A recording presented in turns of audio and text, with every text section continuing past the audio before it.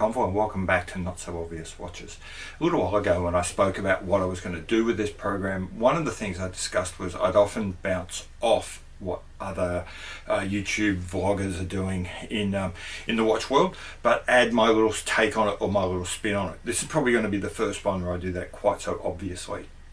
I think 2 or 3 days ago, Jory over at the Time Teller did a really good piece on like 5 things you should know before you start doing any kind of vintage collecting. Great piece. I'll have a link in it below. Strongly recommend you go have a look at that. What I really want to do is I don't disagree with anything Jory just said. Probably give a slightly different spin on it and give some different where you can go next and some other ideas that you might want to look at. So the first thing I'd say is beware that when you go vintage, you're going to a very different aesthetic to what you might be used to if you're buying modern watches. A jumbo watch, when you're looking at like a 40s or a 50s watch, will be perhaps a 36, maybe a 37, in a very small number of cases, a 38. Your standard sizings will be probably 32, 34. Be ready for that. But not only that, be ready for the fact that the bracelets or the band sizes will be down around 16 or 18 millimeters. So suddenly it's not just the watch itself, but it's also the band will really shrink down. Now you might want to try that and see if it works and see if you're comfortable with it before you start committing many hundreds of dollars. Now that brings me to point two, which is you might want to consider going really cheap and cheerful and in your first go, and not committing more than say $150, $200 US, because you don't want to find yourself stuck with a $500 watch only to find that actually the whole concept of a 34mm watch and an 18mm band isn't for you, and then you're going through the whole imbroglio of trying to flip it, and it just might be more than it's worth, especially if you're new. Remember all those comments that Jory was making earlier in his video about buying the seller and checking them out and making sure they've got a whole bunch of positive feedback? Just remember, if you're going to flip your first watch, you're going to fail all those tests. You're going to be a guy who's got maybe one sell under your belt.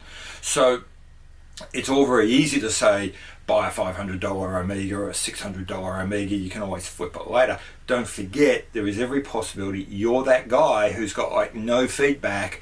All you ever sold before is a couple of old DVDs, and suddenly you're selling a vintage Omega. So you might not want to be in that place. So for number 2, I'd say go nice and simple, keep it cheap.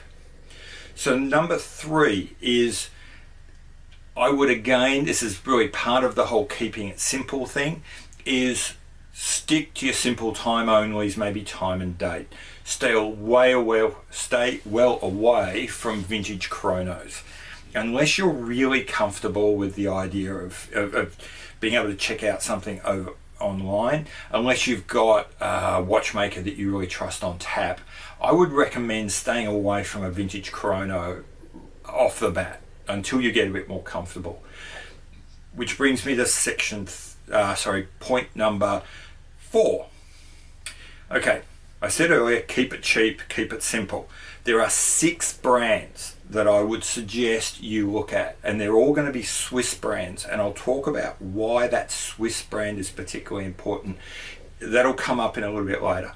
Okay, the 6 brands I would suggest you look at would be, in no particular order, Atlantic, Alpina, Eterna, Fortis, Longines, and Mido. Now I just realized I did those in very close to alphabetical order. So Atlantic, Alpina, Eterna, Fortis, Longines, and Mido. They're all long-standing Swiss brands that have got a large catalogue of watches from the 20s, 30s, 40s, 50s, 60s, and through the 70s. Lots of really interesting stuff in there. Widely available. None of it is so valuable that it's ever been worth forging. No one bothers to make a replica 1950s Fortis. All of those are readily available. Go on Chrono24, there will be hundreds of them available, lots of choice, lots of reputable sellers, and they're all pretty cheap. You'll get a really interesting variety from those 6 brands easily in your $200, maybe $300 US. Okay, now having said that, that brings me to my next point, so point 5. If you go for these brands, you are not going to get a lot of the reference data that Jory and others will talk about that you really want when you're doing your research. They're going to say things like find reference numbers, check codes, compare this and compare that. In those brands, you're not going to, maybe Longines you will. Most of the others, you're going to have to go on trust. There is still some research you can do. You can, for example, take that screenshot, do a Google search, see if you can find other people selling similar watches.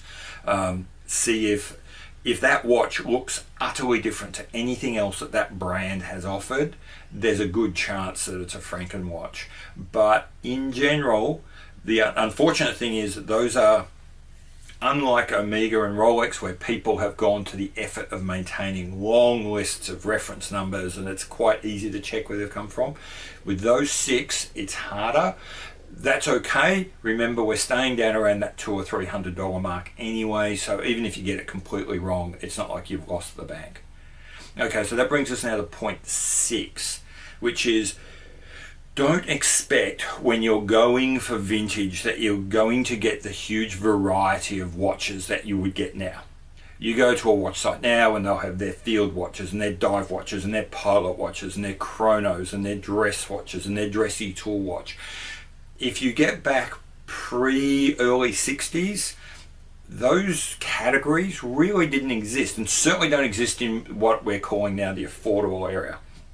Yeah, there were pilot watches, but they were massive and they were used by pilots and they cost a bomb. In the kind of price range that we're talking about, you're generally talking your simple 3-hander, maybe a day, maybe a date complication. That's about it. Now, that sounds a little bit boring, but what you will get is huge varieties in case shapes, probably far more than you'll ever find now. So you might not get the big divers and the big pilot's watches and the little small delicate dress watches that you might be thinking of now, but instead you'll get something quite different. What you'll get are square cases, round cases, strange TV shaped cases, massive tonneau cases with tiny little dials. You can get all sorts of different things and really play with it, especially when you get to the late 60s, early 70s phase. So when you go vintage, be prepared for the fact that you're probably not going to be able to get those divers and those field watches and things that you might have wanted. But on the other hand, there are lots and lots of different watch shapes you can get to. Okay, so number 7, don't get FOMO'd. What do I mean by that? Don't fall victim to the fear of missing out when you see a watch that you love. Move on. You cannot get fixated on picking up that one watch right now and then potentially getting a watch that you kind of want, but then missing out on the one that you were actually saving for. So you have to pick your targets, work towards that target, and be prepared for the fact that some of the watches that you're looking at for down the line may go. Okay, the last one is don't be afraid of age. There's a tendency to think that things as they are now are all that are as they have always been and will always be. The truth is, this current moment in watchmaking where we expect in-house movements and huge vertical integration is extremely new. That in the past, most watches were in fact made by specialists, and most watch components, so case makers made cases, dial makers made dials, movement makers made movements. And then what the watchmakers did was they brought all these together. So if you go back and you'll see, one thing you'll notice is that a lot of watches kind of look the same. I've got a 1920s Mido and a 1920s Alpina. Put them side by side and they look identical. Pop open the cases, they look identical. Even though the movements are marked up a little bit differently, the truth is they're actually the same movement. Now remember earlier when I spoke about buying Swiss, now this is where that message comes back to play. As I said earlier, the idea that Rolex make Rolex parts and Omega make Omega parts and everything's very vertically integrated. That's really an idea from probably the 80s onwards. Once you get into the vintage parts, you'll find the vast majority of watches are using the same movements. So you can get a 1920s, a 100-year-old movement, and you look at it and go, my God, what am I going to do if this Mido caliber 1063 breaks? What you've got to realize is that the Mido caliber 1063 is pretty much the same movement as the Alpina 625, all of which are probably something like a Venus 50 or a Venus 105. And the Venus 105 appeared in a squillion different movements, and there's service information and that there's parts for this everywhere. So I've got watches which are tipping on 100 years old. One, they still run fine. Two, they're actually relatively easy to get parts for. Don't be afraid of anything 20th century is probably what I would say. Unless you are truly, don't be afraid of anything that's 20th century in the kind of price bracket that we're looking for. Okay, the next one is, now, all of those, the previous 8 points were all about how to pick a watch and how to buy a watch. Now I'm going to talk about 3 things to do when you've got your vintage watch. So 1, don't assume you know how it works. Again, there's this assumption to think that watches have always been as they are now, and it's quick to try and find the quick set date location. There may not be one. It may be that you have to just spin the dial around and around and around to get to the date. Or there could be some fancy little mechanism which allows you to set a date by just swinging it from the 10 to 2, back to the 10, back to the 2, back to the 10, back to the 2 in a kind of quasi quick set fashion. I had one watch where I think I spent a week bemoaning the fact I was going to have to take it to a watchmaker to have it repaired because the date wouldn't change, before I finally found out there was a pusher hidden in the casing and you had to use a completely separate pusher to reset the date. There was other times where I thought I'd broken the watch only to find out that the date changed the wrong way, the other way around. Instead of turning the crown one way, you actually had to turn the crown the reverse way to normal. Another one, I thought I'd broken the watch only to find out a really cool feature. I actually had bi-directional date change. I could push the date forward, change the date forward and back simply by changing the direction of winding the crown. A feature I don't understand why we still don't have. I love that 1970s, 80s Omega I've got that does that. No other watch I've got does. So there'll be a lot of other watches that work differently. Don't assume you know how the watch is going to work. Take it slowly. Which brings me to the next point of have mechanical sympathy. These watches are old. Be careful. You don't know how hard to put. Maybe the crown has to be pulled that hard, or maybe it's stuck. Be careful, go by feel. Did you feel it click? If you're not sure, push it back in, pull it back out again really carefully. When you're winding the crown, listen to it to see, do I hear it winding, or am I just spinning the crown and have I moved it out of a location? Often these older watches, the actual crown detents will wear down a little bit and it can be uncertain to just say where it is or is not, whether the gears are or are not engaged. You've probably all heard about the delicacy of the date change process and how you should never change the date over when you're between sort of like the 10 and the 2. That is crucial if you're talking about a 60 and 70-year-old movement. So all of those things you see in Watchbox and those other videos where they talk about how to care for your watch, watch them and listen to them really carefully when you're playing with your 1940s watch, because all those cautions they give you amplify enormously when you're talking about a watch that's as old as your grandparents. And the last one is absolutely positively, I don't care if it was a diver, I don't care if you've pressure tested.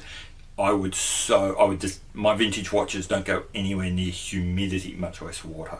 I won't wear them into a bathroom where someone's been running hot water. I don't wear them in and around the kitchen if someone's cooking. I do baby particularly my older watches, because it's not just keeping water out, even just keeping humidity out is such a challenge. So once you've bought your watches, I would be saying, don't assume you know how they work. Take it slow, do some research if you have to. In line with taking it slow, feel for things, listen for things, have mechanical sympathy in how you use these watches. And the last thing is, stay away from water with an old watch. So, welcome to the world of vintage watches. Don't be afraid of them, but at the same time, be cautious, as was once famously said. Be alert but not alarmed. Okay, so that's pretty much it. That's all I wanted to add. Yeah, vintage watches are really fun. They're really cool. And if you play down the shallow end of the pool, you're not really risking that much. So welcome aboard, and I hope to see someone out there with a watch that their grandparents wore. Thanks very much.